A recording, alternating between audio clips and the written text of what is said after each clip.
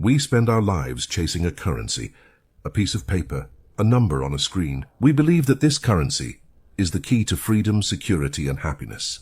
We sacrifice our time, our health, and our peace to accumulate it. We study its behavior.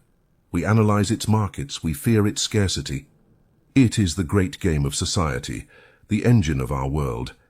But forbidden knowledge, the truth hidden in plain sight at the heart of all wisdom traditions, is that this currency we so eagerly chase is just a symbol, an echo, the shadow of the true currency.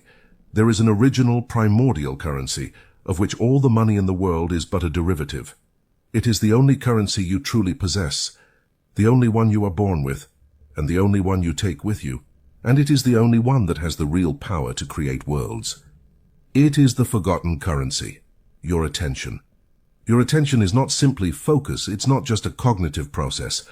It is the energy of your consciousness made tangible. It is primordial capital.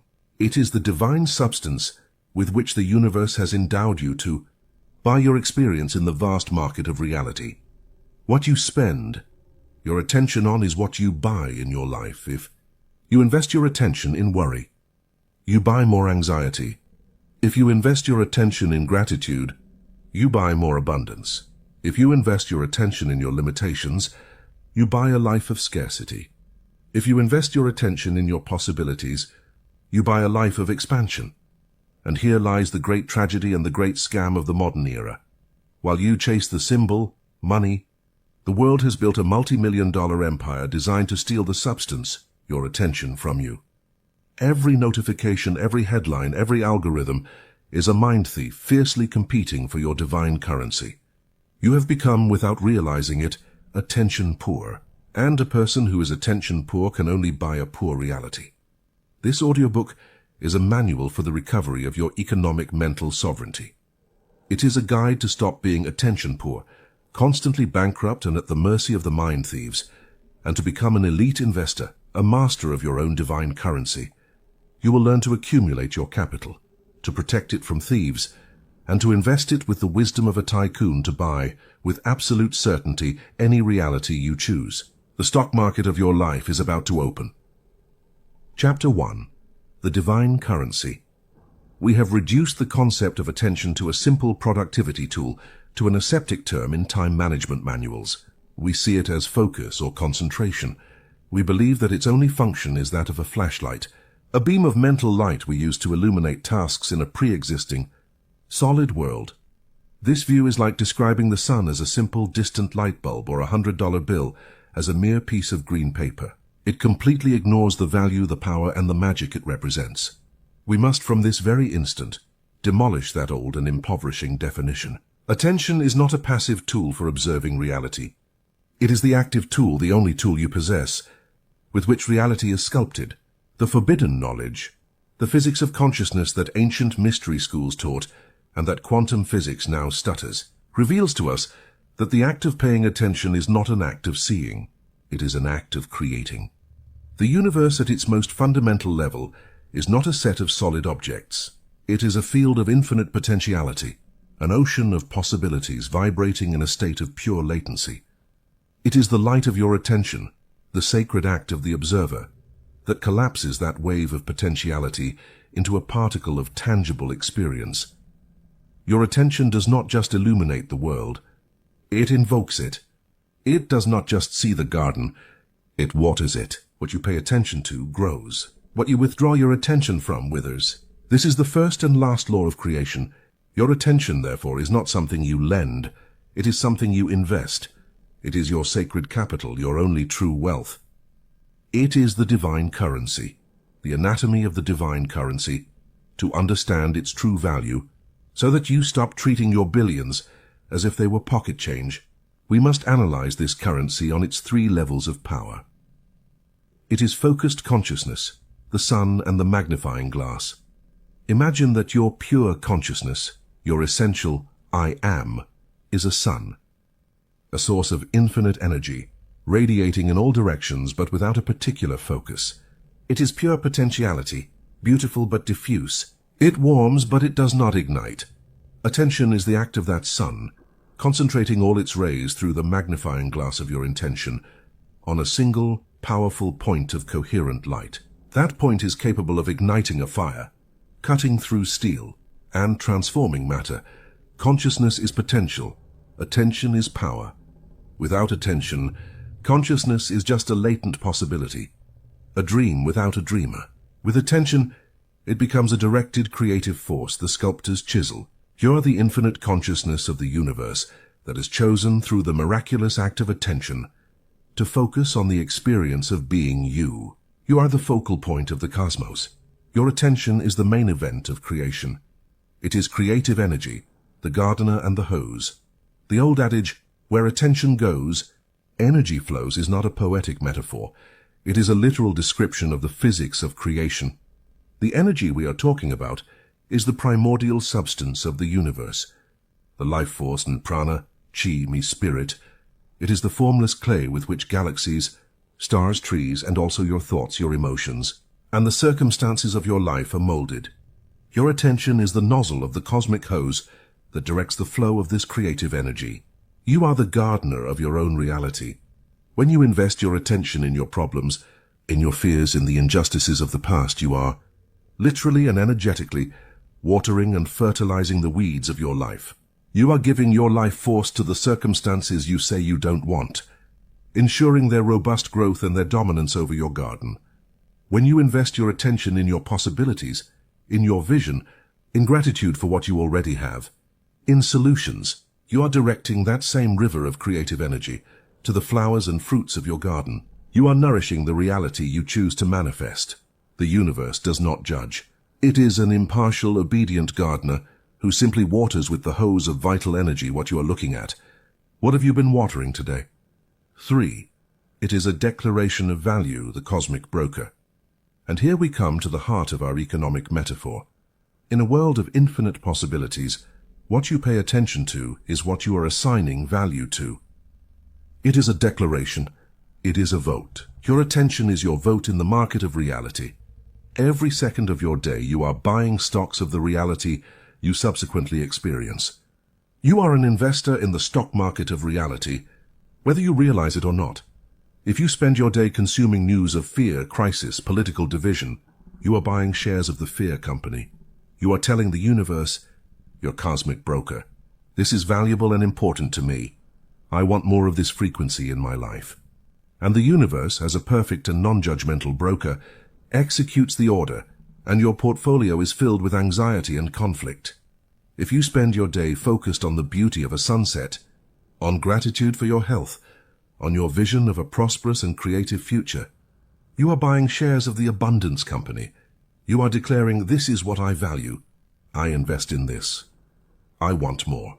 And the universe, again, obeys. You cannot spend the day investing in shares of fear, complaint, and scarcity, and expect your life portfolio to give you dividends of peace, joy, and prosperity. It is a cosmic and financial impossibility. The currency you invest determines the return you receive. You are the central bank of your own reality. Your attention is the only currency with real value, the only currency backed by the gold of creation itself. And until now you have been allowing your wealth to be plundered, your account to be emptied, without even being aware of your own fortune. Now that you know the value of your currency, we must identify the thieves. Now that you know you are an attentional millionaire, it's time to do an audit. It's time to find out why, if you are so immensely wealthy, you so often feel poor, scattered, anxious, and powerless. The answer is simple, because your mind is a territory and right now it is occupied. External forces, with a deep knowledge of human psychology, have built an elaborate and sophisticated architecture of extraction designed with neuroscientific precision to mine your attention capital and transfer it to their own coffers of power and influence. To reclaim your sovereignty, you must first understand the thieves' tactics and weapons. The first thief, the validation casino, social media. The most intimate, personal, and addictive thief is the social media algorithm. It is crucial for you to understand that these platforms are not neutral tools of connection. They are digital casinos designed by persuasion geniuses to hijack your brain's dopamine system, the slot machine in your pocket. The central mechanism is that of variable intermittent reward, the same principle that makes slot machines addictive. You don't know when you will get a like, a comment, a new follower. This uncertainty is what compels you to compulsively check your phone, to pull the lever over and over again, looking for the next unpredictable dose of dopamine, the molecule not of pleasure, but of seeking and anticipation. It keeps you in an endless cycle of longing. The counterfeit currency of comparison. This casino doesn't just steal your time.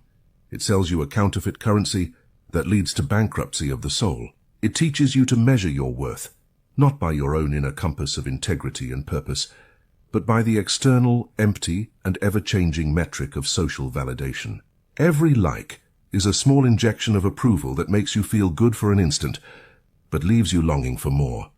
You become addicted to the opinions of others, spending your precious attention currency on the exhausting task of building and maintaining an image, instead of on the satisfying task of building a life. The second thief, the merchant of fear, the news cycle. The second great thief of your attentional wealth is the 24-hour news cycle and sensationalist media. It is vital that you understand their business model. It is not to inform you. It is to capture and hold your attention for as long as possible so they can sell it to advertisers. And they have discovered through decades of experimentation that nothing captures the attention of the primitive brain, your survival system, more effectively than fear, outrage, conflict, and threat, a news story about a crisis, a war, a scandal, or an imminent catastrophe is a guaranteed attention investment for them. Your brain, programmed to scan the horizon for lions, cannot help but look. The merchant of fear has hacked your survival operating system.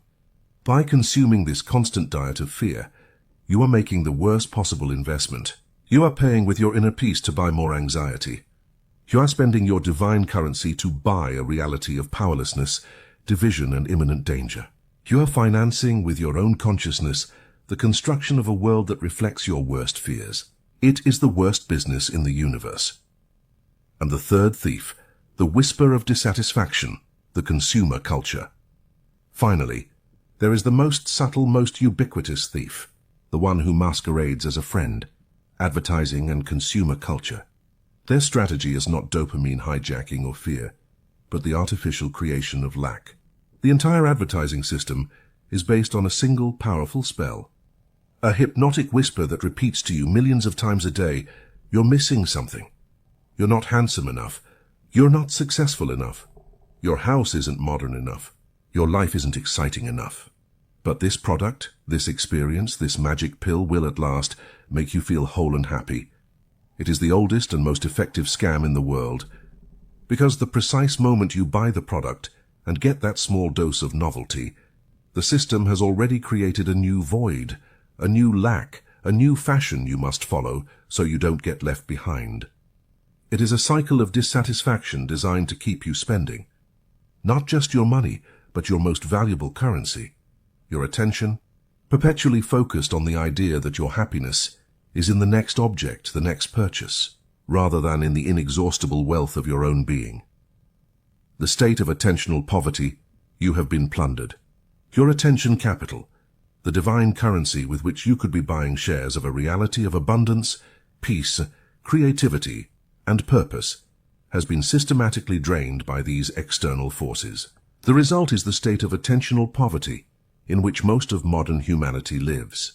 Its symptoms are the inability to concentrate on a single task, constant irritability, a feeling of aimless rushing, a persistent mental fog, and a deep feeling of being a helpless victim of circumstances. But today, the scam has been revealed. You have seen the thieves. You have understood their methods. And with this knowledge, you reclaim your power. The first step to reclaiming your wealth is not to fight them. It is simply to stop financing them. It is to declare bankruptcy on this old system. It is to take your wallet, full of your divine currency, and walk out of the casino, turn off the news, and become deaf to the whisper of the merchant. It is the revolutionary act of closing your account at the bank of mass distraction and opening a new account at the only bank that matters, the bank of your own sovereign consciousness. You have identified the thieves. Now the recovery begins. Chapter 2. The state of attentional poverty. The main and most universal symptom of attentional poverty is a strange, exhausting, and maddening paradox, the feeling of being constantly busy, but never being productive. Your day is a flurry of activity. You respond to emails, attend meetings, scroll social media, manage small crises, and jump from one browser tab to another. Your mind is always on, always processing, always moving, like a race car engine roaring in neutral. And yet, at the end of the day, when you lie down in bed and the noise stops, a feeling of emptiness floods you, a deep existential dissatisfaction. The needle hasn't moved on the things that truly matter. The book hasn't been written. The business hasn't progressed. A deep connection with your partner or your children hasn't happened. Your soul's project continues to gather dust on the shelf of your good intentions. You have spent all your energy, all your divine capital, but you have not created any real lasting value. You have lived the day of an addicted, strategyless day trader. You have made hundreds of small, frantic trades in the distraction market, getting tiny, fleeting dopamine hits with every notification and every like. But you have ended the day without having made a single solid, long-term investment in your own future's portfolio. You are busy, but you are poor. Poor in meaningful results, poor in inner peace, poor in embodied purpose. It is crucial that you understand this. This state is not a character flaw. It is not laziness. It is not a lack of ambition. It is the predictable, designed result of an inner system that has been hacked, of an economy that has been plundered. You are a genius athlete trying to run a race while the thieves of attention trip you at every step. The twin plagues of the fragmented mind attentional poverty, like any disease, has clear symptoms. It manifests through two twin plagues that afflict almost everyone in the modern world. Two horsemen of the apocalypse of your mental sovereignty. Mental fog and procrastination. Mental fog, the mind with 100 open tabs. Mental fog is that feeling of confusion, lack of clarity, inability to think deeply or make decisions with confidence. It is walking through your own mind, as if through a dense swamp, where every step requires immense effort and the direction is never clear. It is not a medical condition. It is the unmistakable symptom of fragmented attention capital. Imagine your mind is like a computer processor. You have a finite amount of RAM, your conscious attention. To function optimally, you need to dedicate most of that RAM to a single important task. But the mind thief, through its notifications and temptations, has convinced you to open 100 tabs in your mental browser at once. One tab for the email you have to reply to, one tab for worrying about next month's bill, 10 tabs for WhatsApp conversations that are half read, 20 tabs for the seemingly perfect lives in your Instagram feed, one tab for the day's alarmist news that left you in a state of anxiety, one tab for the critical comment a colleague made this morning. Each of these tabs on its own seems harmless, but together they consume a lethal amount of your mental RAM. And the result is that the entire system becomes slow. It freezes. It overheats. It is unable to load the only page that truly matters, that of your deep work, your presence with a loved one, your creativity. Mental fog is the lag of an overloaded processor. Neuroscience confirms this with brutal clarity. Every time you switch your attention from one task to another, known as context switching, your brain pays a cognitive toll. It requires a significant amount of metabolic energy to disconnect from one neural network and activate another. When you do this hundreds of times a day, like a frantic bee jumping from flower to flower without ever collecting enough nectar, you are depleting the glucose reserves of your prefrontal cortex. This part of your brain is the CEO of your life, the seat of your sovereignty. It is responsible for long-term planning, complex decision-making, emotional regulation, and willpower. At the end of a day of constant multitasking, your CEO is exhausted, bankrupt. And a company without a functional CEO is a company in chaos. That is the feeling of mental fog, the chaos of a mind without a leader. Procrastination, the initial capital deficit. The second plague, which often arises directly from the first, is chronic procrastination. We have been taught that procrastination is laziness, a moral flaw, a lack of discipline. This is a cruel and incorrect interpretation. In the context of the attention economy, procrastination is, most of the time, something much simpler. It is a capital deficit. To start an important, high-value task, writing the first chapter of a book, designing a business strategy, having a difficult but necessary conversation, you need a significant amount of activation capital. You need a solid, uninterrupted block of focused attention to overcome the initial inertia and the natural resistance to effort. But if you have spent all morning wasting your divine currency in the distraction casino, responding to every notification, reading every headline, jumping from one trivial task to another, when it comes time to face the important task, your attentional bank account is at zero. You look at the blank page or the business plan. You know you should start. You feel the weight of guilt, but you experience an immense resistance, a kind of paralysis. It's not that you don't want to do it. It's that you literally don't have the currency to start. It's like trying to start a car with a completely dead battery. The engine, your talent, may be perfect, but there is no initial spark. You are in a state of deficit, and your brain, in its instinctive wisdom to conserve what little energy it has left, looks for the fastest way to get a small loan of easy energy, another dopamine hit. So you go back to your phone, your email, your distraction, promising yourself it will only be 5 minutes. But those 5 minutes are a loan from a loan shark. They give you momentary relief, but they plunge you into a cycle of attentional debt, increasing guilt and anxiety, and making it even harder to start the next time. Procrastination is not a moral failing. It is the predictable symptom of poor asset management. It is the paralysis of the debtor. The anxiety in the context of our mental economy is the high interest rate you pay on your attentional debt. It is the galloping inflation of your soul. A fragmented mind is a mind full of open loops. Every unfinished task, every postponed decision, every pending conversation, every mental tab you leave open consumes a small but constant amount of your background energy. Your mind, like a loyal but foolish servant, constantly reminds you of all these pending debts. The result is a background hum, a psychic stress hum that never turns off, even in your moments of supposed rest. This is the experience of generalized anxiety. It is the experience of living perpetually in an imaginary catastrophic future, a future financed with the capital you have stolen from your present moment. When your attention is constantly scattered, you lose your anchor in the only place where true power, true peace, and true life reside, the now. And a mind that is not anchored in the present is a mind adrift in the infinite ocean of fear, vulnerable to every wave of worry and every storm of what if. Psychic inflation means that your attentional currency is so devalued that you need to spend more and more to buy a small amount of peace or focus, which leaves you in a state of perpetual overwhelm. The reactive life, the abdication of the throne. Finally, the culmination of all these symptoms, the external manifestation of attentional bankruptcy, is the reactive life. This is the final state of the loss of sovereignty. The person suffering from attentional poverty lives like a panicked day trader in a volatile market. He spends his entire day reacting to every small market fluctuation, every email that arrives, every notification that sounds, every request from a colleague, every mood swing of his boss. He is a firefighter who desperately runs from one small fire to another, without ever stopping to think about who is starting them or how he could build a fireproof structure.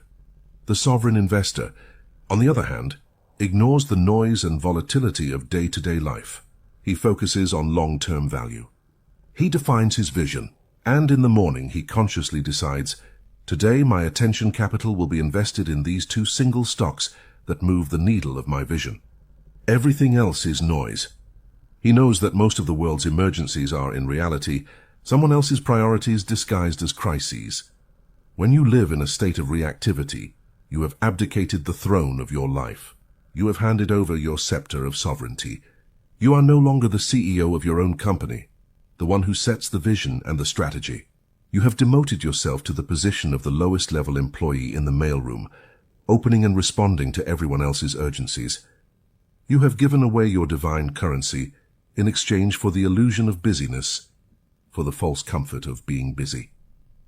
The path to solvency, the first act of sovereignty, the diagnosis is complete.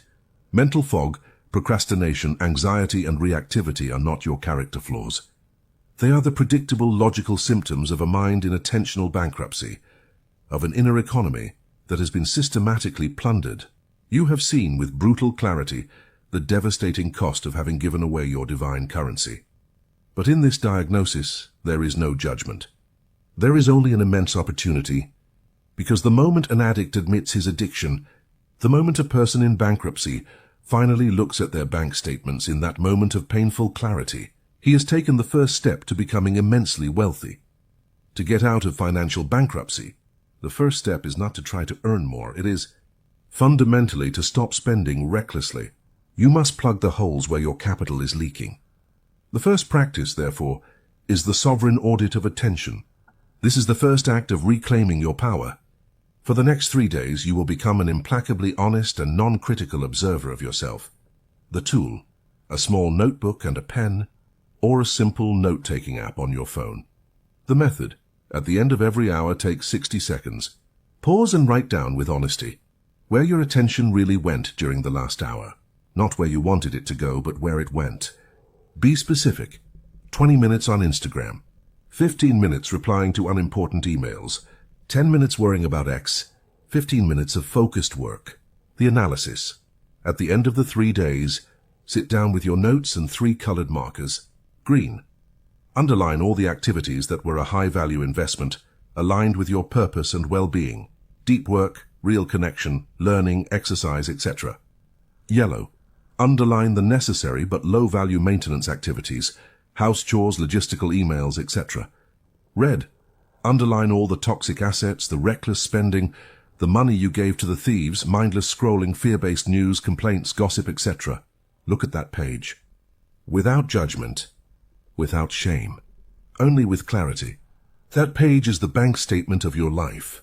It is the irrefutable proof of why you feel the way you feel.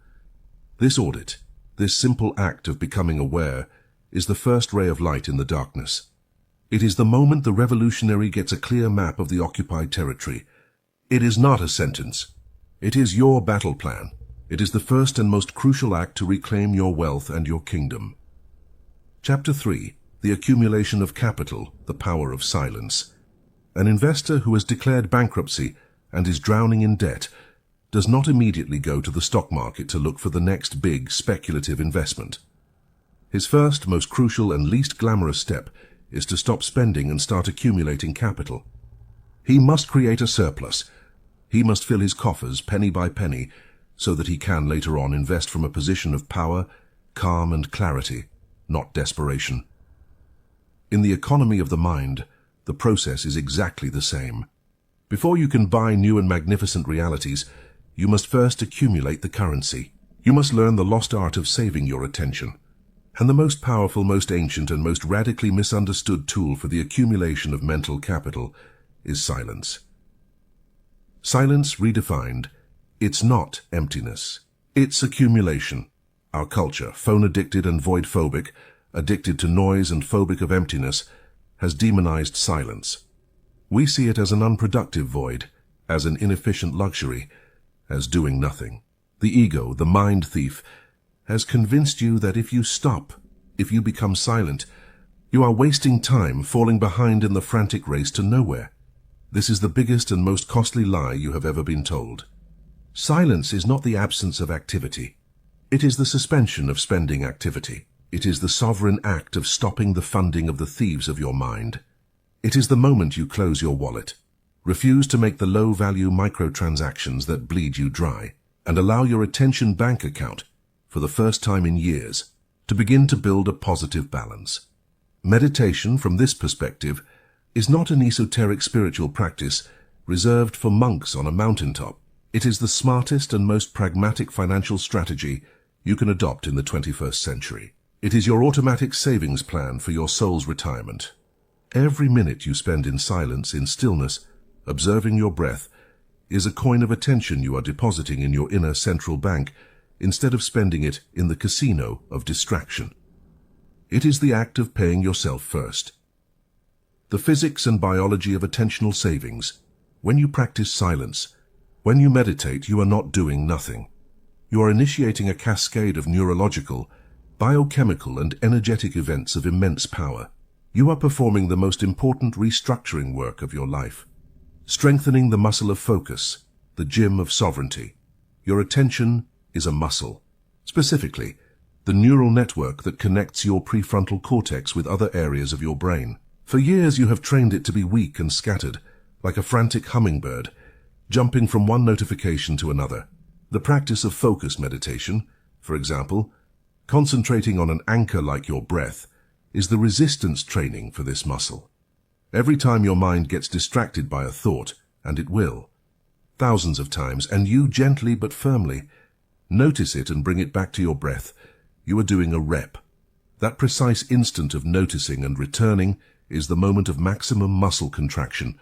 It is not a failure, it is the very mechanism of success. With each session, your prefrontal cortex, the CEO of your brain, gets stronger. The neural connections are myelinated, becoming faster and more efficient. Over time, your ability to maintain focus, to direct your laser of attention at will, and keep it fixed on your goal, increases exponentially. You are moving from having an atrophied muscle to being an elite mental athlete. The biochemical detoxification, changing the inner climate. As we have seen, the state of attentional poverty is a state of chronic stress, a constant bombardment of cortisol and adrenaline. It is living in the middle of a perpetual biochemical storm, in a physiological state of fight or flight. Silence, meditation, is the bomb shelter. By sitting in stillness and breathing deeply and rhythmically, you activate your vagus nerve, the master switch of the parasympathetic nervous system, the rest, digest, and repair system. Cortisol production stops. Your heart rate slows and becomes coherent.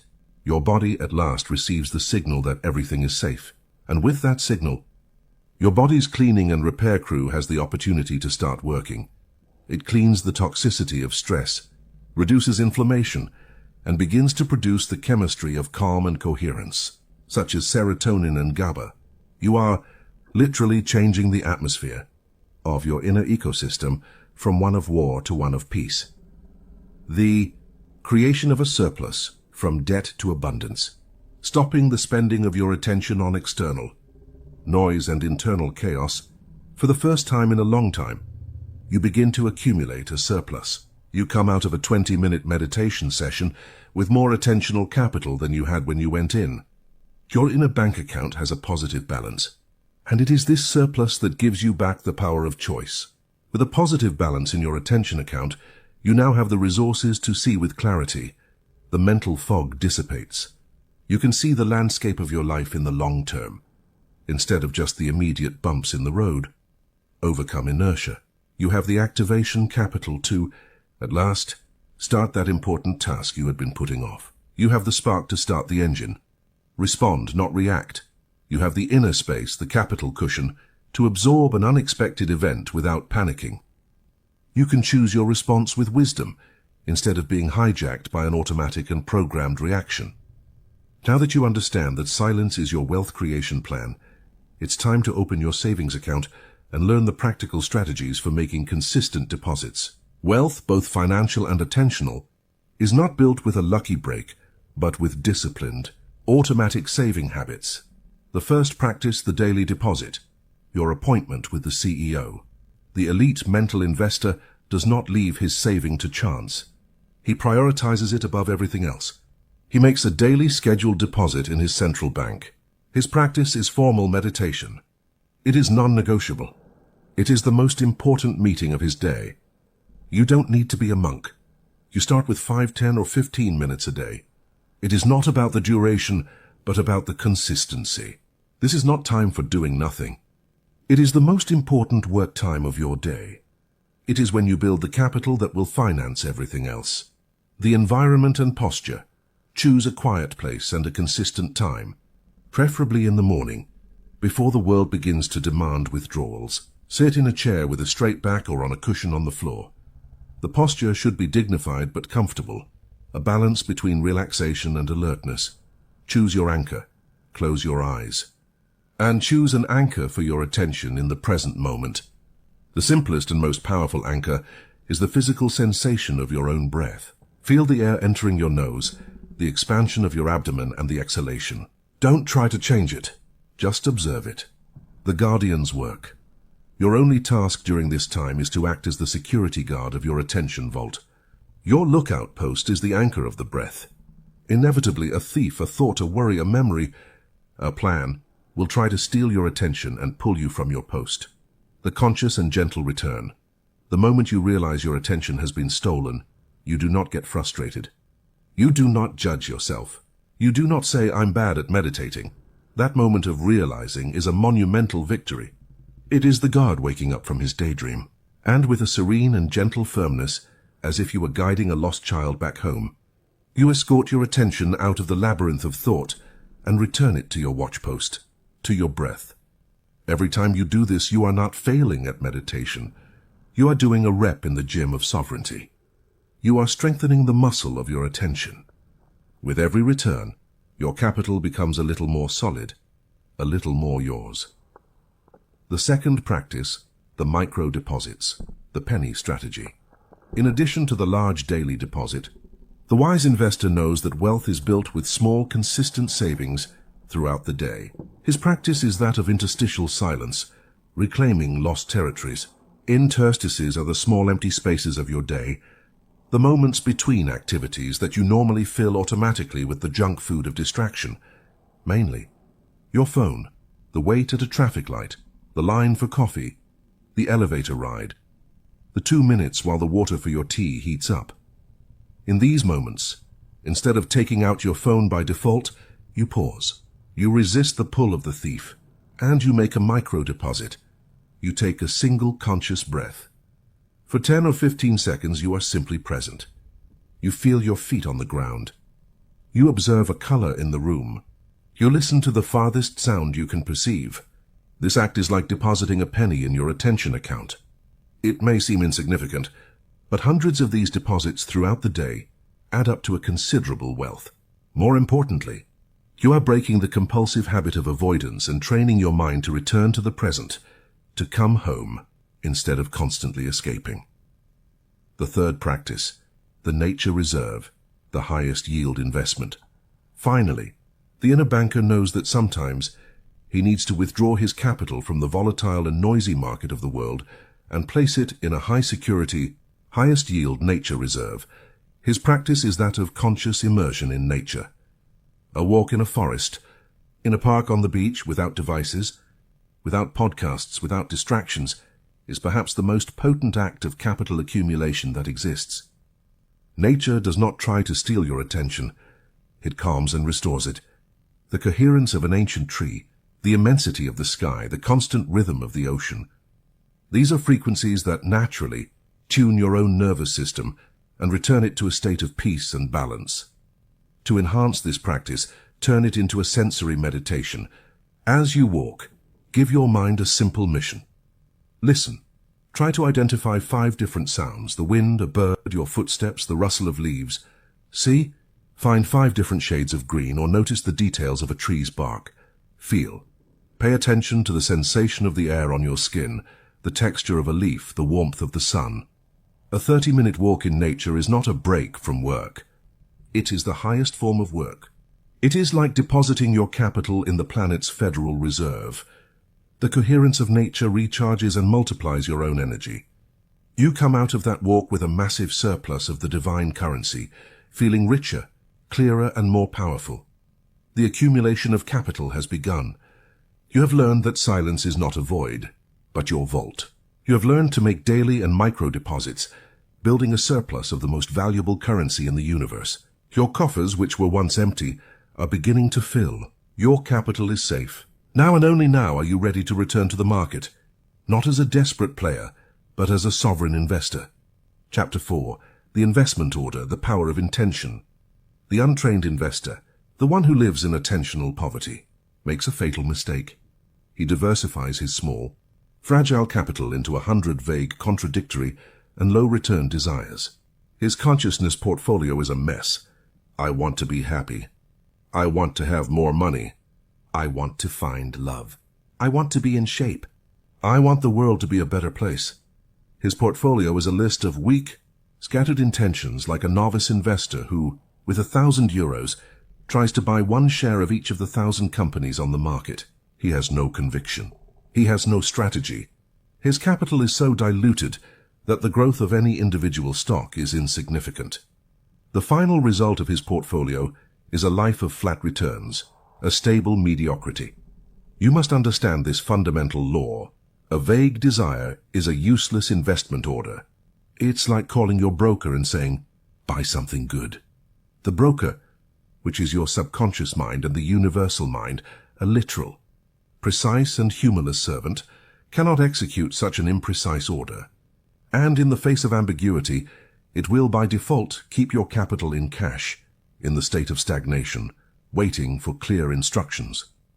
The first act of the elite investor is the great liquidation. It is the act of looking at his disastrous portfolio of vague desires and with a ruthless clarity selling all those low-return stocks.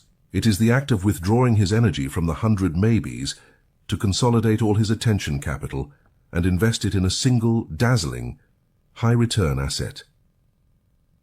The anatomy of a high-yield investment order, an investment order that the universe cannot ignore, an intention that has the power to buy a new reality, is not a simple desire. It is a piece of consciousness engineering. It possesses three fundamental qualities. It is singular, the law of the laser. The first quality is singularity. The elite investor does not disperse his power like the light of a light bulb, weakly illuminating an entire room. He concentrates it like a laser beam, capable of cutting steel. He knows that the key to exponential growth is not to make 100 small investments, but to make one big investment with the totality of his available capital. This is the law of unique focus.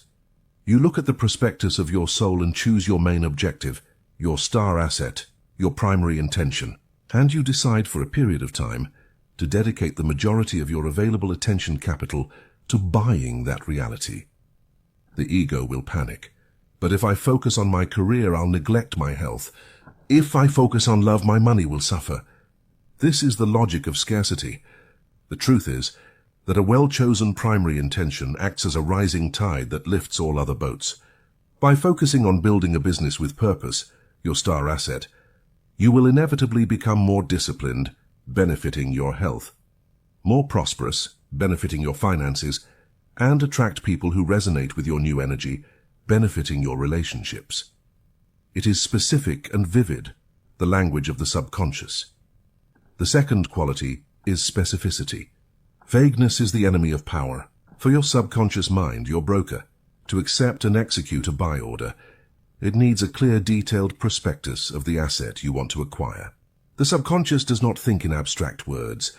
It thinks in images, sounds, smells, tastes, and above all, feelings. More money is a useless abstraction. The sensation of opening your banking app and feeling a deep calm and gratitude at the sight of a specific number is a sensory reality. Finding love is a vagueness. The sensation of laughing with your partner in the kitchen while you cook dinner, the smell of coffee in the morning, the feeling of their hand in yours, that is a sensory reality. The mental investor becomes an architect of his future. He doesn't limit himself to the idea of a nice house. He defines the house. What city or countryside is it in? What is its architecture like? Modern or rustic? What do you see from the kitchen window in the morning? Mountains or the sea? What does the garden smell like after it rains? What is the feeling of walking barefoot on the wooden floor? This richness of detail is not a childish whim. It is an act of high-level neurological programming. The more sensory details you add to your vision, the more real it becomes for your brain. You stop desiring something, and you start creating a memory of the future, your body and your subconscious, which do not distinguish between a vividly imagined experience and a real one. Accept this memory as an already existing reality and begin to work to close the gap between your inner and outer world. Focus is on the what, not the how. Trust in the director of operations. This is one of the most important, subtle, and liberating distinctions. Your investment order defines the destination with crystalline clarity, but it leaves the route in the hands of an intelligence infinitely superior to your logical mind. The mind's investor is the CEO of his life. His job, the highest value one, is to set the strategic vision, the what. My intention is to acquire and fully embody the asset of describe your specific, vivid vision. The how, the exact steps, the people he will meet, the synchronicities, the opportunities that will arise out of nowhere, is the job of his chief operating officer, the universal mind. When you obsess over the how, you are making two fatal mistakes. First, you are limiting the infinite and often miraculous ways your vision could manifest to the few and well-worn paths your logical mind can conceive of based on its limited knowledge of the past. Second, you are acting like a CEO who insists on going down to the mailroom to tell the interns how to fold letters. It's a misuse of your power and fundamentally a declaration of distrust in your team and the process. Your job is to hold the vision of the destination with unshakable clarity, as if holding a lighthouse in the fog, and then to trust that the universe's GPS, which communicates with you through your intuition, the echo of the soul, will show you the next immediate step, turn by turn. The first practice, the soul's prospectus. The mental investor does not choose his assets lightly, chasing the latest ego trend. He performs a deep due diligence of his own soul to ensure that the investment is in perfect alignment with his deepest truth. His practice is the creation of the investment prospectus. You take your journal, which is your sacred investment document, and in a state of stillness, you become the analyst and visionary of your own life. The prospectus has three crucial sections. The first section is the what, the reality movie. This is where you write your vision with absolute clarity and sensory richness. But you don't write it as a list. You write it as a movie scene in which you are the protagonist. Describe a perfect day in that reality, from the moment you open your eyes until you go to bed. Write it in the present tense, as if it were already a fact. I wake up with the sun coming in through the window of my studio, which overlooks the mountains. The smell of freshly brewed coffee fills the house. I feel the warm wooden floor under my bare feet. Make it so real, so vivid, that you can taste it, smell it, and feel it. This is the detailed blueprint of your asset. The second section is the why, the emotional return. An intelligent investor does not fall in love with the asset itself. He falls in love with the return he expects from it. Beneath the description of your vision, you ask yourself the most important question of all. Why do I really want this? What fundamental feeling am I looking for through this manifestation? Follow the 5 whys technique. I want this successful business. Why? To have financial freedom. Why do you want financial freedom? So I don't have to worry about money. Why don't you want to worry? To be able to relax and feel secure. Aha! The real emotional return you are looking for is peace. This why is the fuel for your investment. It connects you with the essence, not the form. The third section is the who, the identity reverse engineering. Finally, the most transformative section. $1 million asset cannot be managed by $1,000 consciousness. The universe will not give you an asset that your current identity cannot sustain. Therefore, you must describe the person you need to become to be the director of this new vast fund. You describe the beliefs, the habits, and the state of being of the version of you that already lives in that reality. Beliefs. What does this person believe about himself and about the world? Perhaps he believes that money flows to me with ease, I am worthy of deep love, or every challenge is a growth opportunity. Habits. How does this person live their day-to-day life? Do they wake up early with energy? Do they read books that expand their mind? Do they take care of their body as a temple? Do they surround themselves with people who inspire them? State of being. What is their dominant vibration? Is it calm, confidence, gratitude, generosity? This is not a profile of a stranger. It is the profile of your future self, the director who already exists on the plane of potential. By describing him, you give your subconscious a new identity model to begin to embody. By completing this 3-part prospectus, you have done something infinitely more powerful than dreaming. You have created a complete, coherent investment strategy for your consciousness. For the second practice, placing the buy order, the morning ritual. With the prospectus complete, the investor places his buy order in the subconscious market every day, reinforcing the signal. His practice is that of the intention ritual. Every morning, after your practice of accumulating silence, the investor sits for 5 or 10 minutes. Not to wish or ask, which are positions of lack. He sits to review his buy order. He reads his prospectus, especially the what and the why sections. And then he closes his eyes and immerses himself in the sensory experience of the movie he has created. He is not daydreaming. He is familiarizing himself with the asset he has already decided to buy. He is neurologically rehearsing his future. He is aligning his vibration with that of his future property, so that when it manifests, it feels like a familiar home, not a strange surprise. And the third practice, financing the investment, the emotional transaction. A buy order without funds is not executed. The investor must finance his order, and the currency with which you pay in the market of reality is not the money of the world, but the divine currency, your attention charged with the multiplying power of emotion. Attention points the arrow, but emotion is what pulls the bowstring. During your morning ritual, you don't just see your vision, you feel it.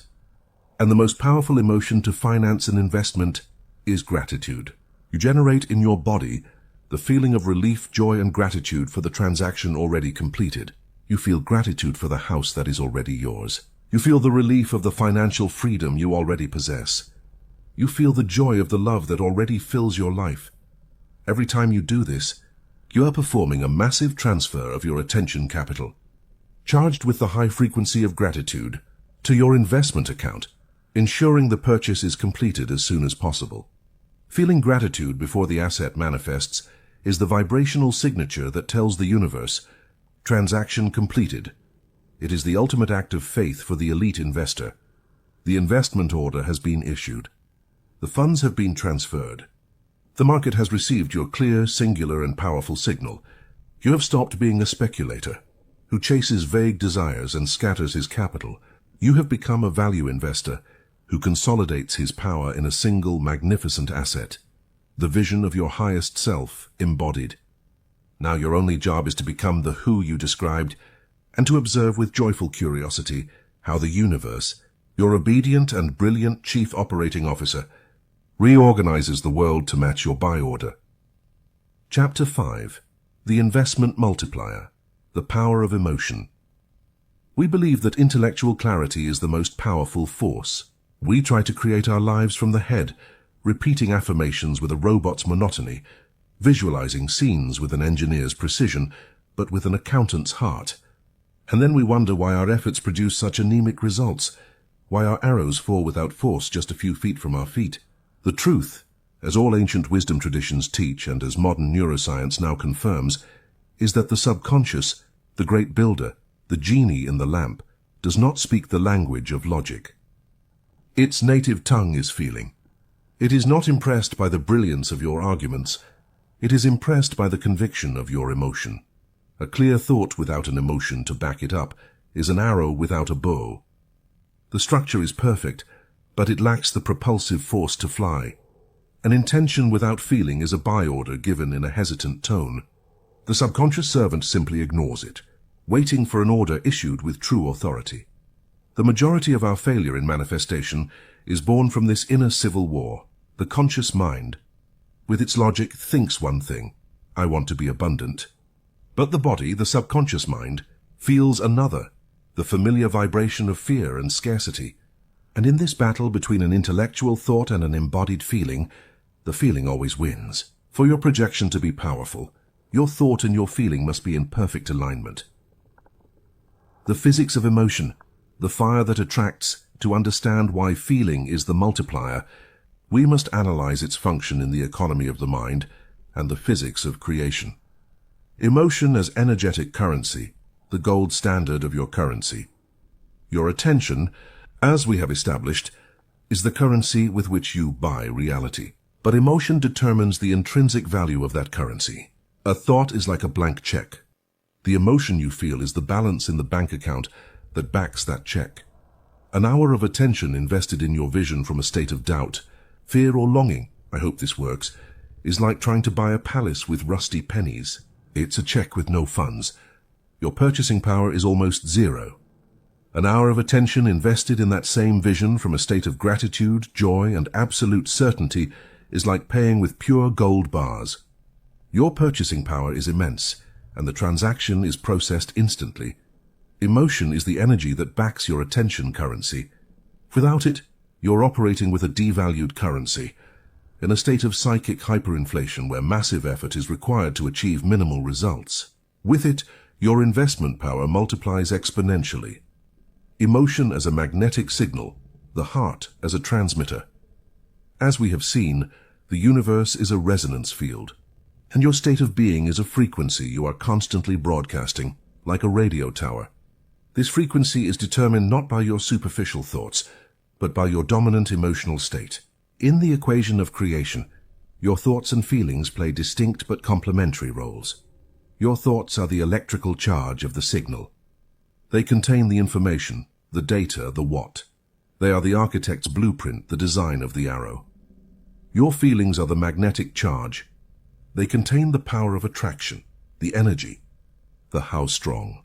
They are the energy that gives life to the blueprint, the force of the archer who pulls the bowstring. When you have a clear idea in your mind, the electrical charge, and you unite it with an elevated and coherent emotion in your heart, the magnetic charge, you are emitting a unified, powerful electromagnetic signature to the quantum field. You are giving the universe a clear command charged with irresistible power. A thought of abundance charged with the feeling of gratitude is the most magnetic signal you can emit.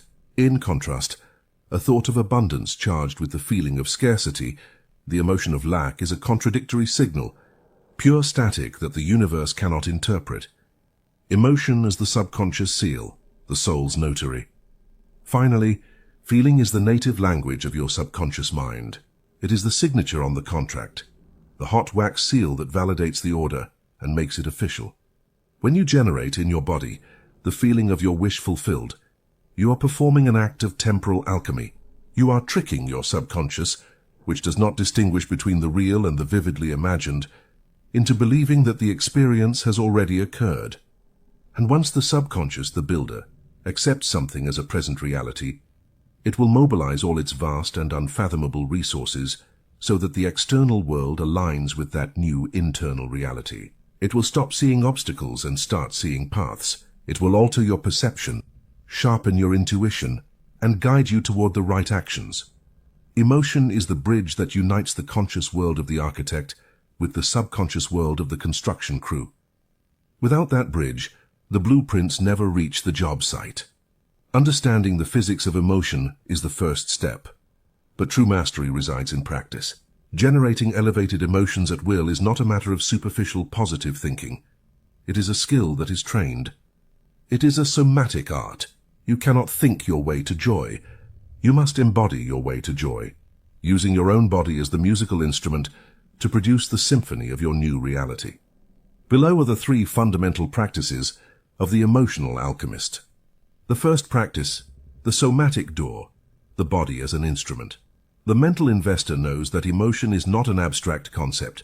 It is an experience of the body, a cascade of chemistry and energy. To change his emotional performance, he doesn't start in his head, trying to convince himself to feel a certain way.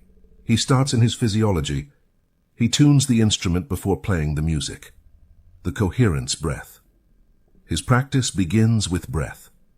He knows that low-vibration emotions, fear, anxiety, frustration, produce shallow, chest-level breathing. High-vibration emotions, joy, peace, gratitude, are associated with deep, slow, diaphragmatic breathing. To prepare the ground for an elevated emotion, he first calms and harmonizes his system. He practices heart-focused breathing. He places a hand on his chest, inhales slowly and deeply through his nose for 5 seconds, imagining the air entering through his heart, and exhales slowly through his mouth for 5 seconds, imagining the air leaving through his heart. He does this for 2 or 3 minutes. This act creates a state of heart-brain coherence, sending a powerful signal of safety and balance to his entire system. He has prepared the ground, the power pose. The investor understands that his posture is not just a result of his emotional state, it is a cause. He consciously adopts the physiology of his successful, future self. He straightens his back, relaxes and rolls his shoulders back, opens his chest, slightly lifts his chin, and wears a slight smile of serene confidence. He holds this posture for 2 minutes. This is not an act of arrogance, but of neurological reprogramming. Research has shown that these power poses decrease cortisol, the stress hormone, and increase testosterone associated with confidence. He is ordering his body, through its most primitive language, to produce the chemistry of confidence and power. The second practice, the resonance chamber of memory. The investor understands that his past is not a debt that drags him down, but a reserve fund of emotional frequencies he can access at will. To color his vision of the future, he often borrows the most vibrant colors from his past. This is the practice of selective emotional memory. Select the frequency. In the stillness of his meditation, after having prepared his body, he chooses the exact emotion he needs to finance his vision. Let's say it is the feeling of unstoppable triumph and achievement. The archaeological search. He becomes an archaeologist of his own life. He scans his memory not for traumas but for treasures. He looks for a moment, no matter how small or trivial it seems, in which he felt that emotion purely and potently. Perhaps it was winning a sports competition in his youth, getting a good grade on a difficult exam, completing a work project that no one thought was possible, or even learning to ride a bicycle after many falls. The importance of the event is irrelevant. The purity of the emotion is everything. Sensory immersion. Once he has found the memory, he doesn't just think about it. He immerses himself in it. He relives it in the first person with all his senses. He sees what he saw, hears the applause or the concentrated silence, feels the sun on his skin or the beating of his heart in his chest. He reconstructs the scene until the chemistry of that original emotion begins to flood his body in the present. The alchemical extraction. As the emotion of triumph begins to grow and reach its peak, he performs the key move of the alchemist. He lets go of the story, but he retains the feeling. He releases the specific details of the memory, the trophy, the exam, the bicycle, and keeps only the pure sensation, the naked vibration of the achievement. He has extracted the essential oil of the emotion, the projection, and it is this pure, history-free vibration that he now projects onto his vision of the future. He wraps the image of his current project with this feeling of already accomplished triumph. He is taking the energy of a past success and using it as fuel to power the creation of a future success. The third practice, the gratitude amplifier. Of all the emotions in the human spectrum, the sovereign investor knows that gratitude is the highest yield asset in the universe's economy. It is the frequency of abundance. It is the emotional signature of reception. Fear, longing, and desire emit the frequency of lack, of I don't have it yet. Gratitude emits the frequency of wholeness, of I already have it. And the universe, which is a mirror, can only reflect the frequency you emit. His practice is that of anticipatory gratitude. Every morning after his intention ritual, the investor does not just review his vision. He finances it with the highest value currency, gratitude. He begins to give thanks, not only for what he has in his current life, but for the already fulfilled vision, as if he were reviewing the statements of an account that is already overflowing. Thank you for the resounding success of this project and for the service it provides to the world. Thank you for the unlimited abundance that flows into my life, allowing me to be generous and live in freedom. Thank you for the clarity and wisdom that guide me every step of the way. Thank you for the deep sense of peace and purpose I feel every morning when I wake up. He knows that this feeling of gratitude is the clearest signal he can send to his subconscious and to the quantum field. It is the proof that he considers the order a guaranteed success. And in the economy of the mind, the confident expectation of the investor is what, ultimately, moves the market in his favor. Chapter 6. The Foundations of Certainty. In the economy of the mind, not all forces are equal. There is a hierarchy of power, a scale of creative density. A thought is a spark. It can light up an instant, a fleeting idea that crosses the sky of your mind. It is ethereal, lacking sustained power. It is uncompacted gunpowder. A feeling is a flame. It is more powerful than a spark. It generates heat and energy, and it can drive action. But a flame by itself can be unstable. It flickers and changes with the wind of external circumstances. It is gunpowder that burns in the open air, bright but scattered. A belief, on the other hand, is the sun. It is a self-sustaining nuclear fusion reaction at the center of your being. It does not need to be ignited at every moment with conscious effort. It simply is, and it radiates its reality constantly, powerfully and unshakably, gravitationally affecting everything that orbits around it. Your thoughts, your feelings, your actions, and ultimately, your results. A belief is a thought that has been practiced, that has been watered with emotion, and repeated with such consistency that it has solidified into the fabric of your being. It has crossed the threshold that separates an idea from a truth. It has become a fundamental part of your operating system, an unquestioned axiom upon which your perception of reality is built. Your subconscious mind, that master builder who operates in the quantum void, is the ground on which you build. And this ground, this infinitely powerful genius, will only accept foundations that are solid, coherent, and stable. Belief is the act of pouring concrete, so of creating a base so firm and so defined that the subconscious has no choice but to build the structure of your life upon it. The ultimate goal of the mental investor is not to have fleeting positive thoughts. It is to cultivate powerful, indestructible beliefs. It is not to create sparks, but to install a new sun at the center of his personal galaxy. The architecture of your old prison, a structural analysis to be able to build the new, magnificent foundations of your temple. We must first perform a forensic structural analysis of the old, and often faulty and limiting, foundations on which we have built our lives of scarcity and struggle until now. Most of our deepest and most limiting beliefs were not chosen by us. They were installed in a moment of vulnerability, without our informed consent. The foundation, hypnotic childhood, the fresh concrete. In the first 7 years of life, the human brain operates predominantly in a theta wave state.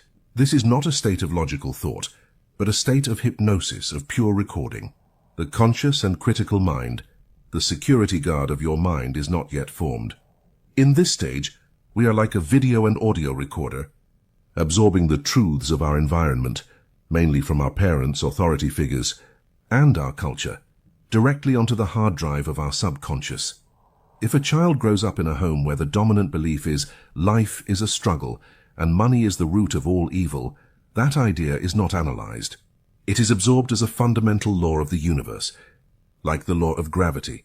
If a girl is told, verbally or non-verbally, that she must be good, quiet, and compliant to be loved, that belief becomes the unwritten constitution of her future relationships, leading her to silence her own truth in exchange for affection.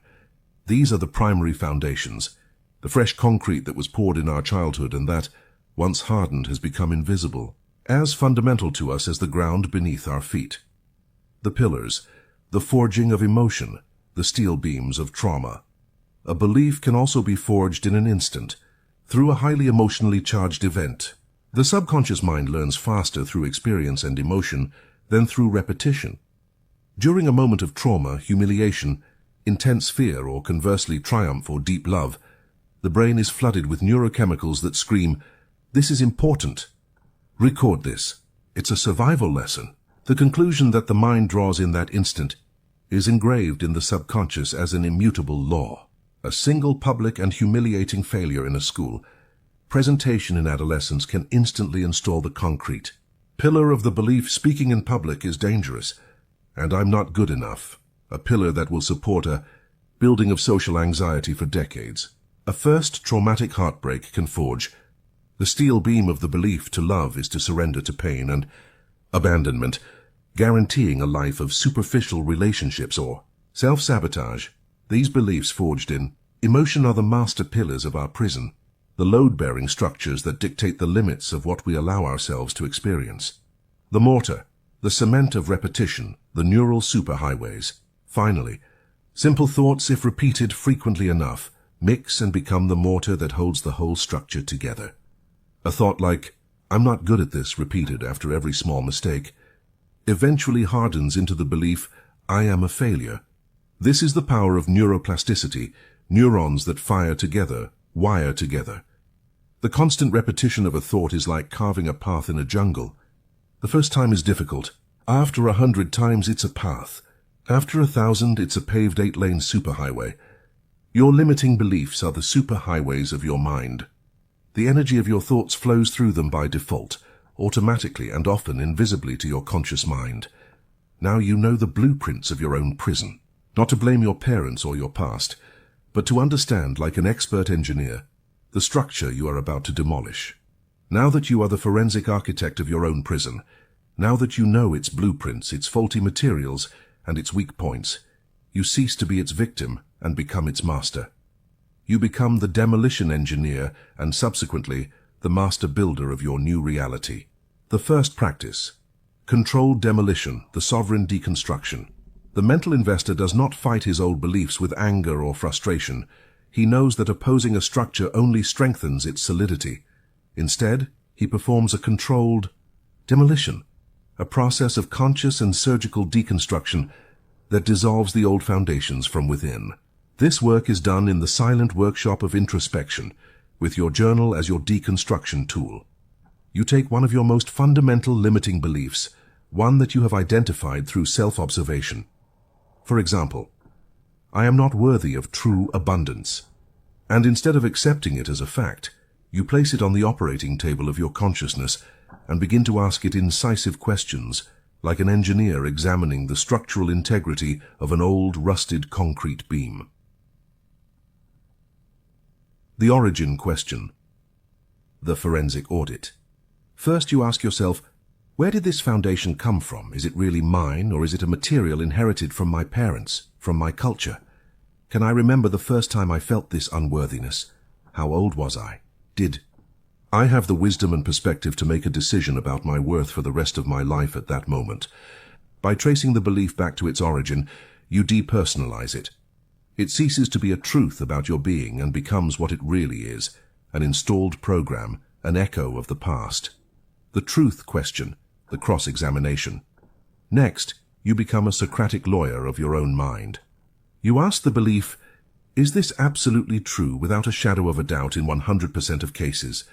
Can you swear that never, in my entire history, has there been a single moment, no matter how small, when I was worthy, when I did experience abundance, when I did receive something good? You actively seek evidence that contradicts the old law. You become a hunter of exceptions. Every exception you find is a crack in the apparent solidity of the old concrete. The cost question, the profit and loss statement. Finally, the architect calculates the cost of maintaining this faulty structure. He asks, what does it cost me to live on this foundation of unworthiness? What opportunities have I rejected out of fear? What joy have I postponed? What relationships have I sabotaged? How much money have I failed to earn? How much peace have I sacrificed? Be specific. Write the list. This step is crucial because it creates the emotional leverage necessary for change. The pain of holding on to the old belief must become greater than the fear of embracing a new one. Once the old belief has been exposed, deconstructed, and its cost has been revealed, you perform a ritual of liberation. You write the belief on a piece of paper. You thank it for its old attempt to protect you. For example, thank you for trying to keep me safe from others' envy.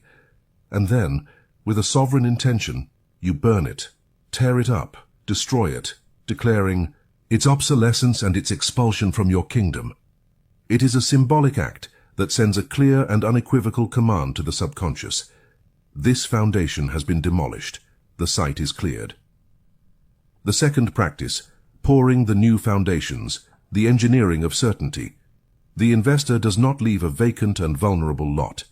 On the clean, purified ground of his old belief, he begins to pour the concrete of his new, powerful certainty.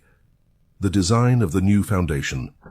First, he designs the new fundamental law. If the old one was, I am not worthy, the new one cannot be a weak hope. It must be a declaration of sovereign power. He writes it in his journal with a clear and firm hand. I am the embodiment of infinite abundance, and my worth is intrinsic, absolute, and undeniable. Repetition, the neural concrete mixer. He knows that a foundation solidifies with repetition. He uses the affirmation of his new belief like a concrete mixer, mixing and strengthening the new material.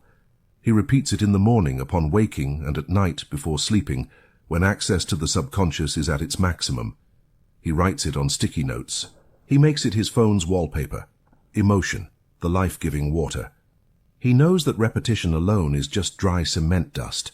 He must mix it with the water of emotion for it to activate and harden. In his visualization, he not only thinks about his new belief, he feels it. He uses the techniques from the previous chapter to generate the emotion of the dignity, calm, freedom, and security of the person who already lives from that truth.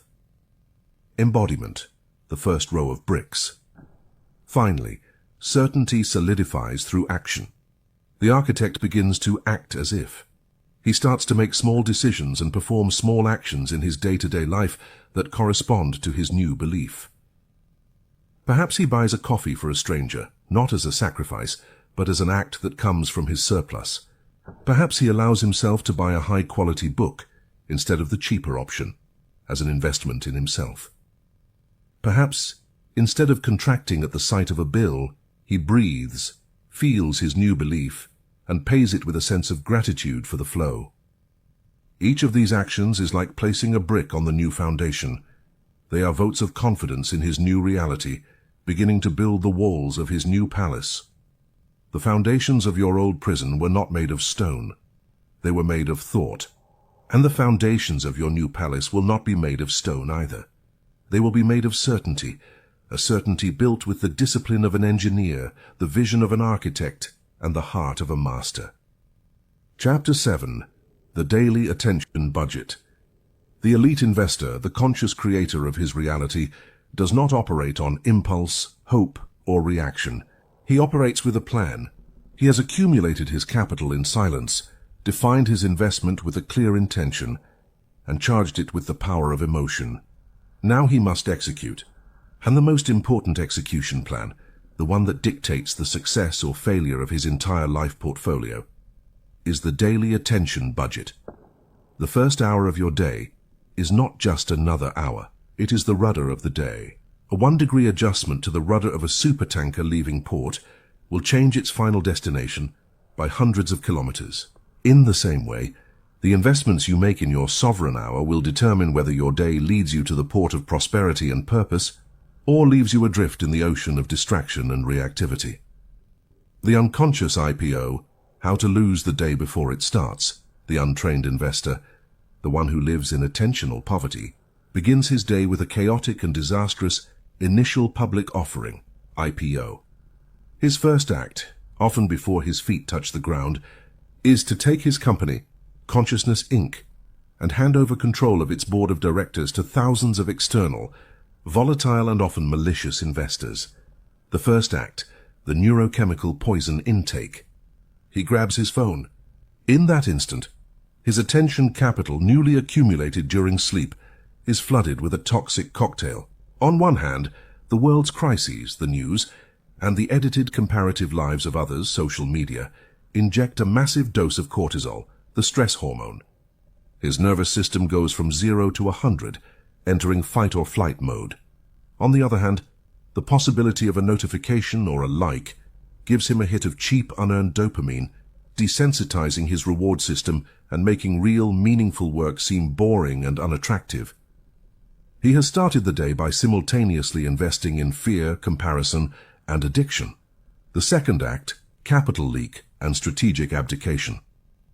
With his mind already hijacked and his nervous system on high alert, he begins his day without a plan, without a directive from the CEO.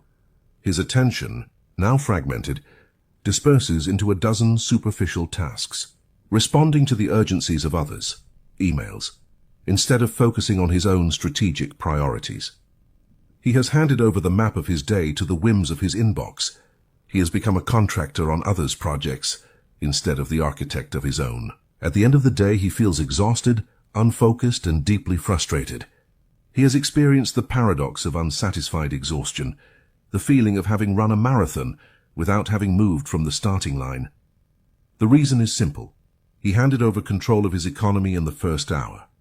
He allowed the market to dictate his moves, instead of him dictating the market's moves. The conscious IPO, the morning board meeting. The elite investor operates in a radically different way.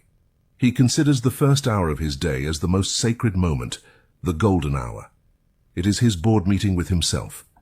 It is the moment when, in sovereign silence, before the noisy market of the world opens, he establishes the strategy, defines the priorities, and allocates his attention capital to the highest return investments.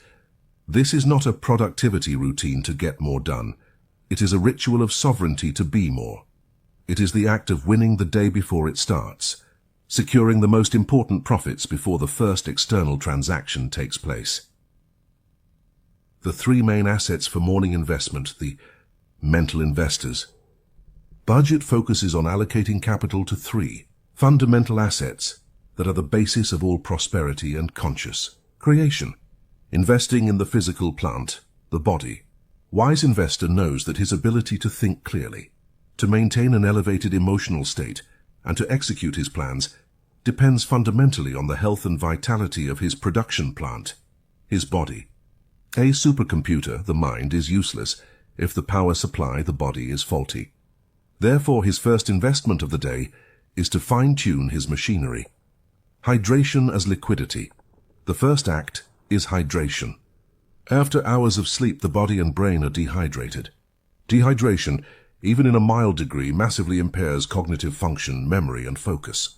The investor drinks a large glass of water, perhaps with a pinch of sea salt for electrolytes, knowing that he is not just drinking water. He is injecting liquidity into his system, lubricating his operating system, and preparing his brain for optimal performance. The return on investment, ROI, is immediate mental clarity. Movement as capital circulation. The second act is movement. It doesn't have to be an intense workout. It can be a simple stretching session, a brief yoga routine, or a brisk walk. The goal is to get the energy, the capital, to circulate throughout the kingdom. Movement activates the lymphatic system to eliminate toxins, oxygenates the blood flowing to the brain, and releases endorphins that improve mood. The ROI is increased creativity and a reduction of inertia. Sunlight as the market opening signal. Finally, the investor exposes himself to the morning sunlight. This is the act that synchronizes his circadian rhythm, the master clock of his biology. It is the signal that tells his body, the market has opened. Stop melatonin production and activate cortisol and serotonin for energy and alertness. The ROI is a day full of energy and a night of deep restorative sleep. 2. Investing in market sentiment, the emotion. The elite investor knows that market sentiment, his emotional state, is a much more reliable predictor of success than any logical plan. A brilliant plan executed from a state of fear, scarcity, or doubt is doomed to fail. A simple plan executed from a state of confidence, abundance, and certainty can produce miracles. Therefore, the second major investment of his morning is the deliberate calibration of his emotional state. Gratitude is the earnings report. His practice is the asset audit. He deliberately focuses on what he already has, on his gains already realized. This act of gratitude creates an immediate, positive cash flow in his consciousness, tuning him to the frequency of abundance from the start of the day. It reminds him that he operates from wealth, not from lack. Coherence as market stabilization. He often uses heart-focused breathing to generate a state of coherence. He knows this is not a mystical act. It is an act of emotional engineering. He is stabilizing the volatile market of his emotions before it opens, creating a climate of confidence and calm that will attract positive trades, experiences, and synchronicities throughout the day. He is establishing a bullish trend for his day. Investing in the strategic plan, the mind. Finally, with the body activated and market sentiment on a strong upward trend, the investor meets with his board of directors, his conscious mind, to define the day's strategy. But this is where he differs radically from the amateur. His first act is not to write a long, overwhelming to-do list. That is low-level tactics, not CEO strategy. The being decree, the master strategy. His first act is to define his state of being. It is the practice of the to-be list. He asks himself, who do I choose to be today as I execute my tasks? Today, my policy is creative audacity. Today, my strategy is focused patience. Today, my guiding principle is effortless grace. This choice of a state of being is the primary directive, the North Star that will guide all his tactical decisions. It defines the how, which is infinitely more important than the what. The highest leverage investment, the key tactic. Only after defining his being, the investor identifies the highest leverage investment for the day. He asks himself, what is the single task that, if I complete it today, will create the biggest momentum and make everything else easier or irrelevant? He identifies that one blue-chip task. Perhaps it is writing those 1,000 words, making that difficult call, or dedicating an hour to strategic planning instead of urgent tasks. Capital allocation and the investment contract. He writes this single task on a sticky note and places it in a visible spot on his desk. It is his one visible priority. Then he performs the final, most crucial act. He opens his calendar and blocks an unmovable 60 to 90-minute appointment with himself, as early as possible in his workday, titled Investment Contract, name of the task. This meeting cannot be postponed or cancelled. He has formally allocated his most valuable capital. Upon completing this 30-minute ritual, the investor has not done much in the external world, but in his inner world, he has achieved the most important victory. He has taken sovereign control of his economy. He has allocated his capital wisely. He has established the conditions for a day of growth, flow, and prosperity. The investor's dawn ritual is not a routine. It is a strategy. It is the difference between starting the day as a reactive speculator, swept away by market volatility and noise, and starting as a value investor who deliberately sets the conditions for success. You don't have to find time for this practice. You invest time in it, and the universe returns that investment to you with a compound interest of clarity, energy, and prosperity that defies all linear logic. Chapter 8. Projecting abundance before you can buy a new and magnificent asset. A wise investor must first audit and liquidate the bad investments that are draining his capital and sabotaging his portfolio. To be able to buy the reality of abundance, you must first stop financing, consciously and unconsciously, the reality of scarcity. Your scarcity portfolio is the set of beliefs, emotions, and habits of attention that automatically and often invisibly project and manifest a reality of lack, struggle, and never enough. We must, with the cold and detached honesty of an auditor, examine these bad investments you have been holding, often out of loyalty to your past programming. The audit of the scarcity portfolio 1. The toxic asset. The belief in lack. The investment in fear of zero. This is the fundamental asset of poverty, the main stock in every scarcity portfolio. It is the belief that we live in a zero-sum universe, the idea that there is not enough for everyone. This belief, installed in our childhood upon hearing phrases like, money doesn't grow on trees, projects a reality of competition, envy, and fear. It makes you see another's success as a threat, as a slice of the pie that is no longer available to you. It makes you hoard your resources, your knowledge and your energy for fear of losing them, strangling the flow that is the lifeblood of abundance.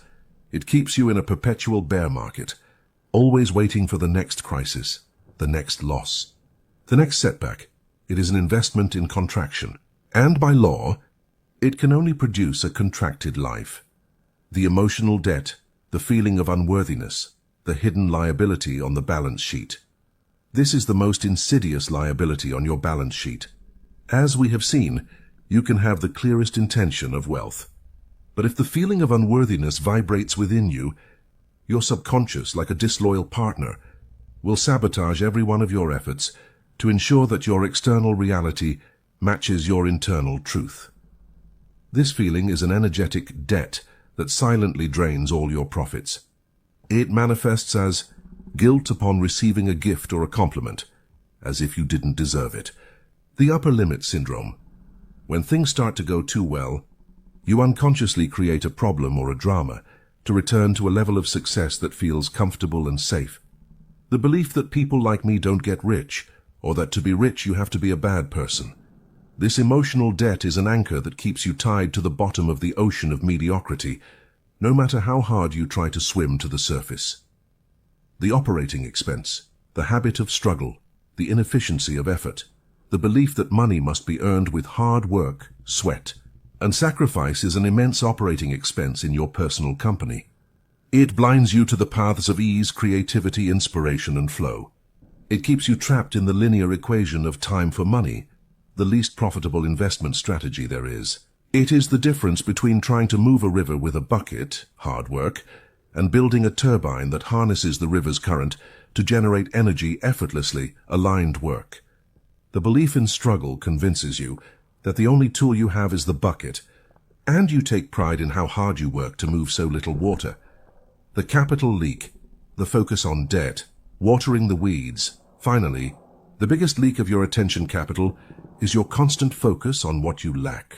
By obsessing over your debts, your bills, the prices of things, the lack of money in your account, you are investing your divine currency, charged with the powerful emotion of fear, in buying more of that same experience. Every thought of "I don't have enough" is a buy order for more "I don't have enough." Every time you feel the pang of panic when paying a bill, you are financing the next bill that will cause you panic. You are tuning your vibrational radio to the scarcity station, and then you wonder why it's the only music you hear. The Great Liquidation, a declaration of financial sovereignty. Before you proceed, pause, take your journal, and perform your first and most important audit. Write down these 4 toxic assets, and next to each one, with brutal honesty, write down how they manifest in your life. This awareness is the first step. Then make a declaration of divestment. Write, "I, your name, in my full sovereignty, acknowledge these old investments in scarcity. I thank them for the lessons they have taught me, and at this moment I withdraw all my attention and emotional capital from them. I declare these assets liquidated and my portfolio clean." This is your act of declaring bankruptcy on the old system. Abundance is not a pile of money in a vault. That is a dead image. Abundance is a state of being. It is a lived experience. It is a flow. And you must define precisely what it means to you. You take your journal, your reality design table, and you create your prospectus for abundance, following the structure we already know, but focused on this new and magnificent asset.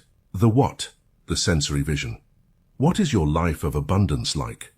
Not in terms of abstract figures, but concrete sensory experiences.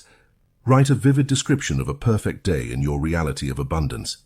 What do you see when you wake up? What do you do with your time now that it is completely yours? Where do you live? How does your body feel? What conversations do you have? I wake up without an alarm, feeling completely rested. The sun comes in through the window of my house by the sea. I feel a deep calm knowing that my day belongs entirely to me. The why, the emotional return. What fundamental feeling will this abundance bring you? Is it the freedom to travel and explore?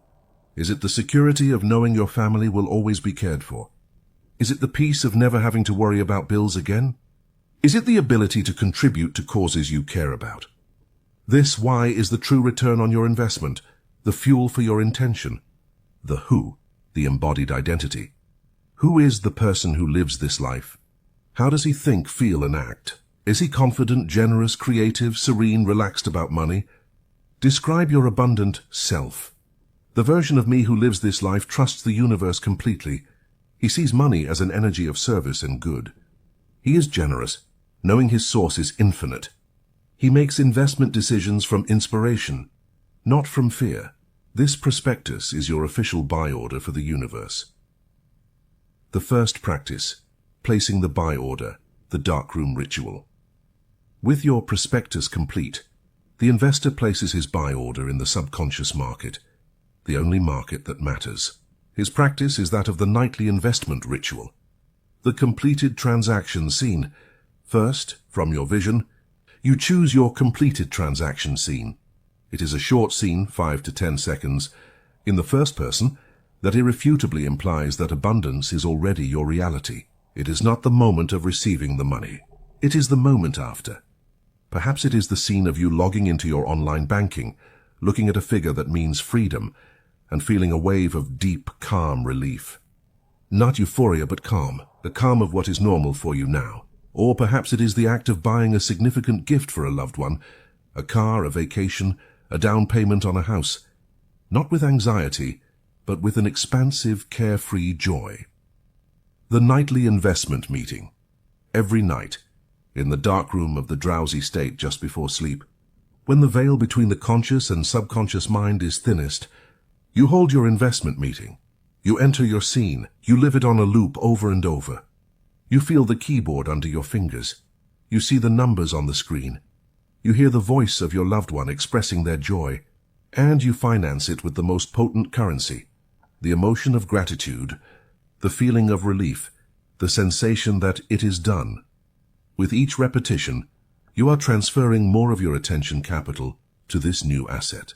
You are literally buying your new reality on the subconscious stock market. The second practice, living from your new net worth, embodying the asset. An investor who has just bought a controlling stake in a major company does not continue to drive his old clunker and eat instant noodles. He changes his behavior to correspond with his new net worth. He begins to act as if. His practice, once he has placed the order in his inner world, is to embody wealth in his outer world, not with arrogance, but with the calm certainty of someone who already is. Circulate the currency, the open channel practice. You practice circulation. You leave a generous tip, not as an expense, but as a declaration that there is more than enough and it flows through me. You donate to a cause you believe in, even if it's a small amount. You invest in your own growth, in a book, in a course. Each of these acts proves to your subconscious that you trust in the flow, that you are not operating from the fear of hoarding. Speak the language of assets, verbal hygiene. You radically change your language. You stop talking about debts or problems and how expensive everything is. You start talking about assets, opportunities, and investments. You refuse to finance the old bear market with your words. When you can't afford something, instead of saying, "I can't afford it," a declaration of lack, you say, "I choose not to invest in that right now," a declaration of sovereignty. Feel the wealth, the relief alarm.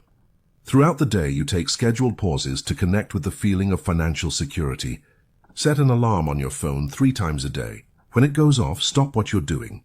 Close your eyes for 30 seconds and generate in your body the feeling of total relief, the sensation that all your needs are more than covered. You're not waiting for the money to feel secure. You feel secure so that the money can arrive.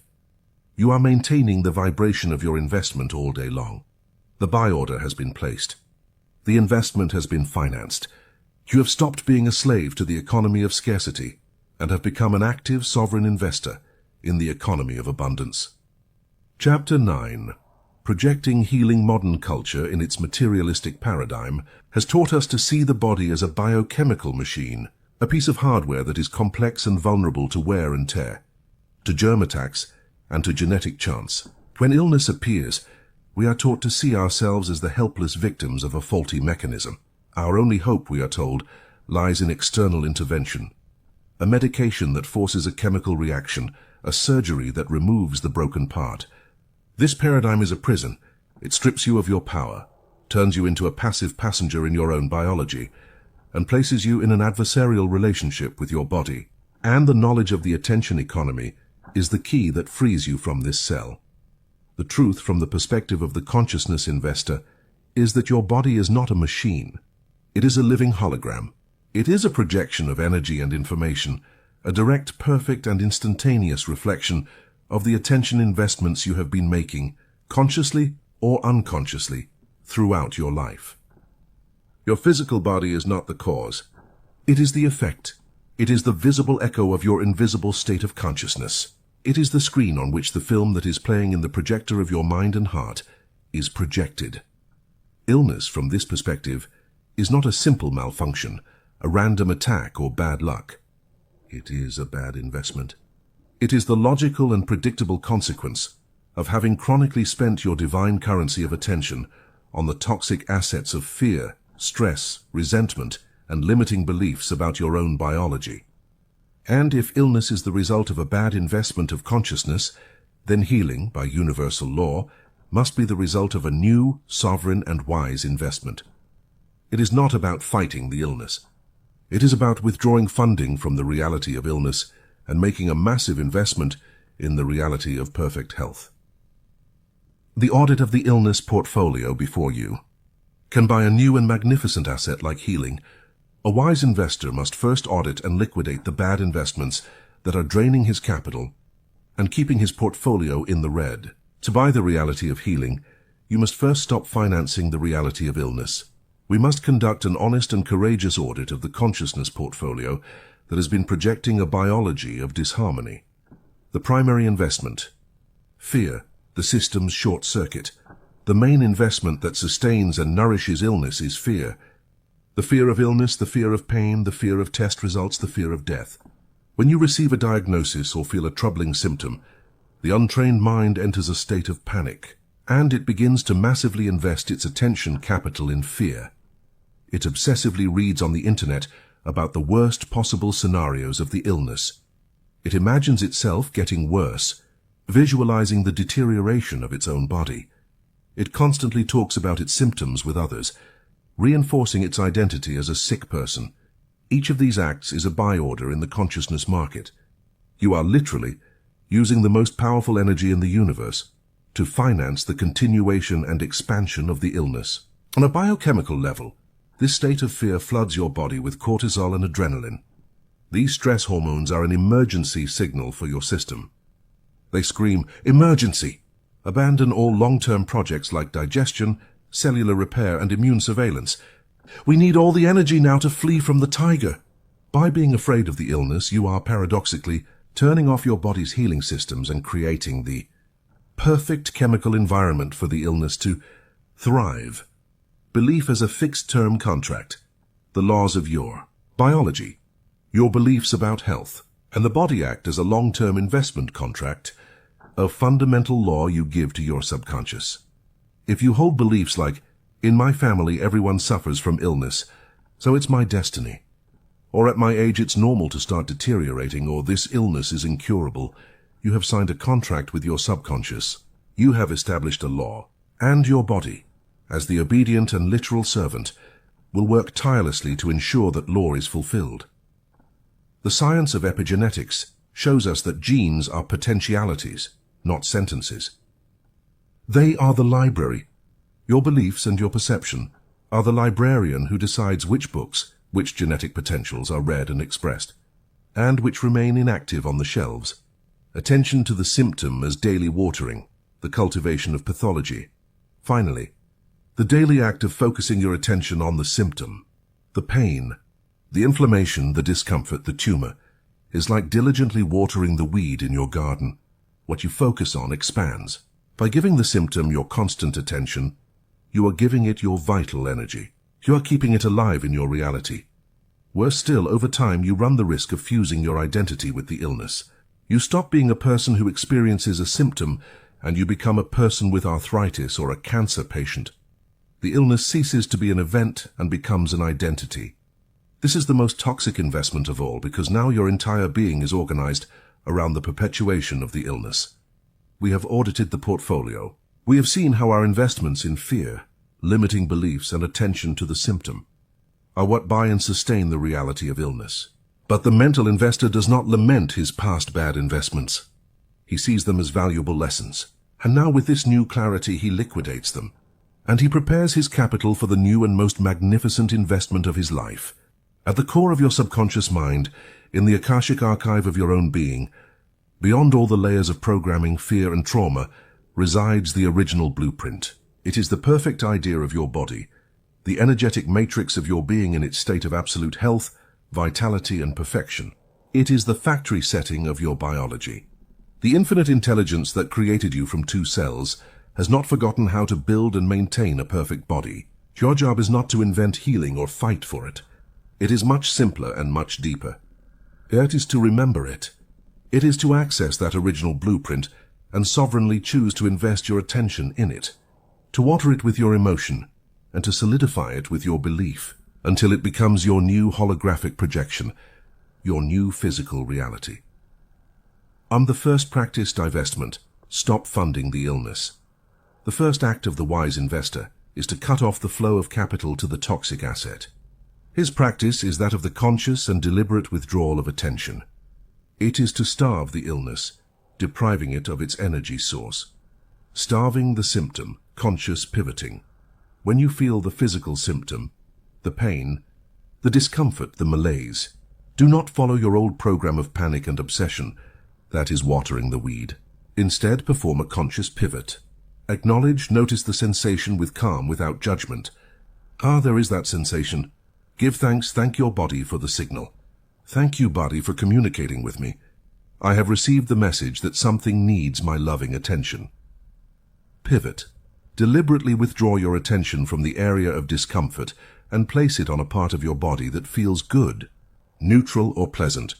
It can be the sensation of air entering your nose, the warmth of your hands, the feeling of your feet on the floor.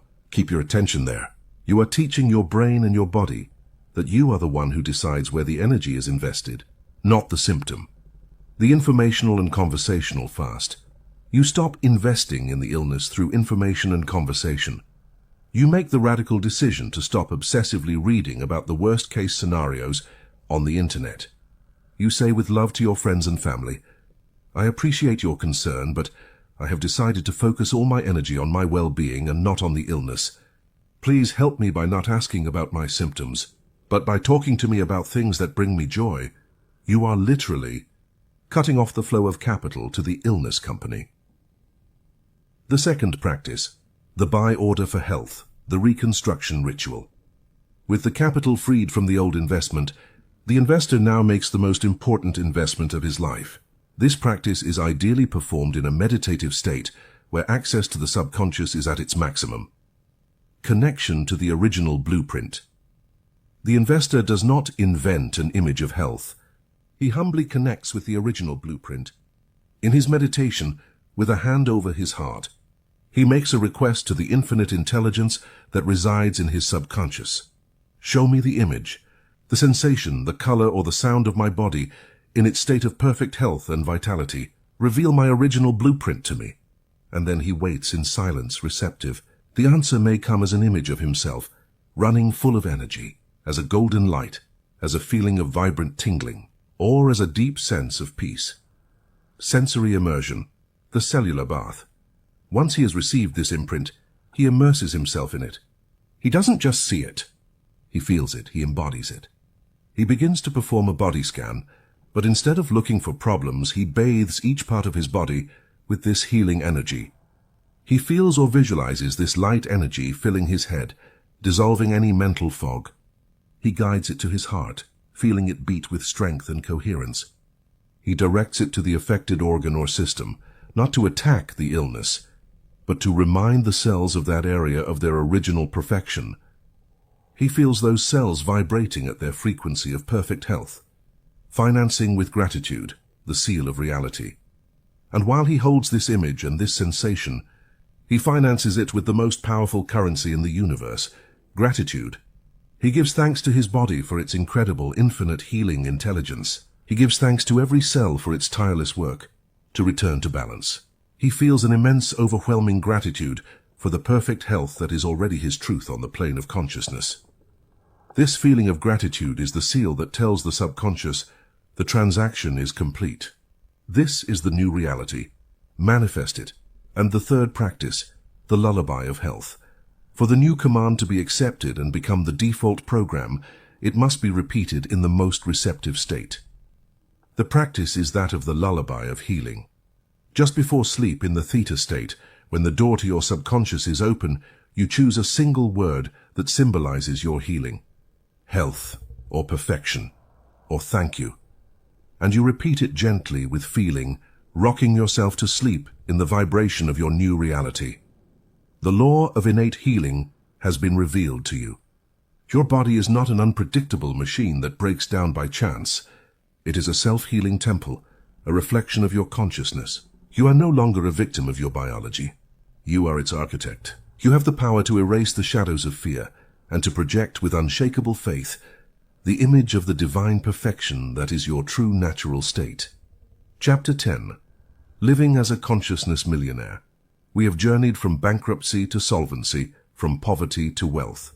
You have learned to audit your accounts, to stop funding the thieves, to accumulate your capital in silence, to issue clear investment orders, and to charge them with the power of feeling.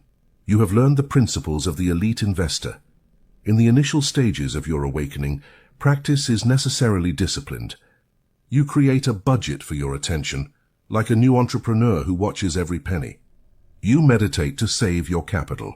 You choose your thoughts carefully, like an investor who analyzes every stock before buying it. This is the path of the investor. It is a necessary, powerful, and transformative stage. But the final mastery, the true fruit of this work, comes when you transcend this mentality. The investor, even the elite one, still operates on a subtle level from a consciousness of limitation. He saves because he fears scarcity. He budgets because he believes his resources are finite. He invests with the hope of a return. His consciousness, though powerful, still functions within a paradigm of cause and effect, of effort and reward. The consciousness millionaire, on the other hand, has made a quantum leap. He operates from a state of overflow. He no longer worries about accumulating capital because he has established a direct, conscious and unshakable connection to his infinite source. He knows on a cellular level that his attention is not a resource that runs out in a personal account, but a river that flows through him from the unlimited ocean of universal consciousness. He has stopped seeing himself as a well that can run dry and has recognized himself as the ocean itself. The goal of all the techniques and strategies you have learned is not that you become a disciplined slave to them forever. It is that you use them as the scaffolding to build a new state of being, a new inner architecture. And once the temple is built, the scaffolding becomes obsolete. The consciousness millionaire no longer needs to practice gratitude. His very being radiates a frequency of gratitude. He no longer needs to practice visualization. His mind, by default, sees possibility and success in all things. The techniques have served their purpose. They have forged a new you. The three unmistakable qualities of the consciousness millionaire. The life of a person who has reached this state of freedom and attentional sovereignty radiates three unmistakable qualities. They are not things he does, but the natural fragrance of his being.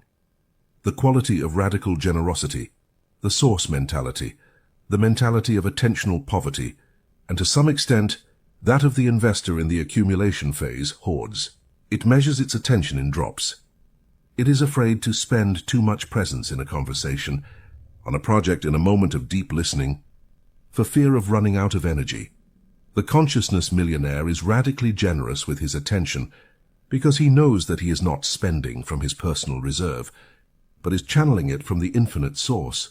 He gives it freely without fear of it running out, as the sun gives its light. When he talks to you, he gives you 100% of his presence. He is not looking at his phone, or thinking about his next meeting, or formulating his reply while you are talking. He is paying you with the pure gold of his consciousness, a gift that makes you feel seen, valued, and alive. When he embarks on a project, he invests his attention with a joyful totality, immersing himself completely in the creative act, not with the anxious calculation of an immediate return. When he listens to a loved one, he offers them the vast and healing space of his silence, an act of generosity that is worth more than 1,000 pieces of advice. The cosmic paradox is that, by giving his attention so freely, he does not become poorer. He becomes richer, because this act of giving from wholeness reinforces his connection to the infinite source. He becomes a wider channel, and more energy flows through him.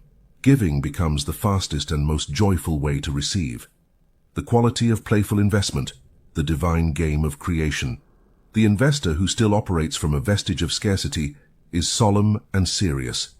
Every investment is a life or death decision. He is attached to the outcome because his sense of security and worth depends on his investments paying off. The consciousness millionaire plays in the market of reality. He has awakened to the truth that the sages of India called Lila, the divine game. He knows that the universe is not a serious problem to be solved, but a work of art to be created, a symphony to be composed. He chooses his intentions and invests his attention, not because he needs the outcome to feel whole or happy. He already is, but for the pure joy of the creative act, for the thrill of watching ideas turn into things. This lack of attachment, this lightness, this energy of play, is the vibration that allows the law of reversal to operate at its fullest. By not needing the outcome, he removes all resistance, all the energy of lack that sabotages manifestation. And by removing the resistance, manifestation occurs with astonishing speed, grace, and synchronicity. He plays the game of life with the intensity of a chess master, but with the carefree laughter of a child in a sandbox. The quality of unshakable trust, the creator's rest. Finally, the consciousness millionaire no longer checks his portfolio, his external reality, every 5 minutes to see if his investments are paying off. He does not constantly seek signs and external proof that the universe is responding. He lives from his inner net worth. His sense of wealth, security, and well-being does not come from the fluctuating balance of his bank account, his health status, or the approval of others. It comes from the unshakable certainty, felt in his body, of his connection to the source. He trusts the universe's market implicitly. He knows that the law is perfect. He knows that if he has made an inner investment from a place of clarity, coherence, and elevated emotion, the dividend is as inevitable as the sun rising in the morning. He doesn't know the when or the how, and he has stopped worrying about those logistical details, which are the job of the universe's chief operating officer. This trust is not a mental effort of positive thinking. It is a serene and deep peace that permeates